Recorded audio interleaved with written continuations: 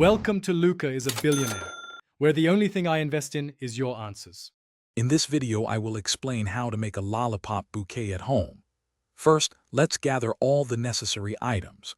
You'll need a variety of lollipops, some floral foam, a vase, and wooden skewers.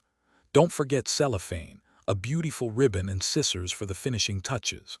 Also, make sure you have floral tape and a hot glue gun ready to go. Having everything organized makes the process much smoother and more enjoyable. Now that you have your supplies, let's prepare the lollipops. Take each lollipop and attach it to a wooden skewer. Use floral tape to wrap tightly around the lollipop stick and the skewer, ensuring a secure bond. It's a good idea to vary the lengths of your skewers. This will add wonderful depth and dimension to your finished bouquet. Make sure every lollipop is firmly attached and won't wobble. With your lollipops prepared, it's time to assemble the bouquet.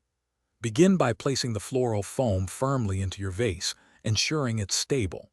Start inserting the longest lollipop skewers into the center of the foam, establishing the height.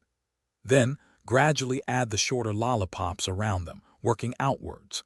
Continue to fill in any gaps, rotating the vase as you go, until you achieve a full, beautiful, and rounded bouquet shape. Finally, let's add the finishing touches to your delightful creation. Carefully wrap the entire lollipop bouquet in clear cellophane, gathering it at the base of the vase. Secure the cellophane by tying a decorative ribbon around it, making a lovely bow. You can also add a personalized tag or small embellishments for an extra special touch. Now, your beautiful handmade lollipop bouquet is complete and ready to be presented or enjoyed.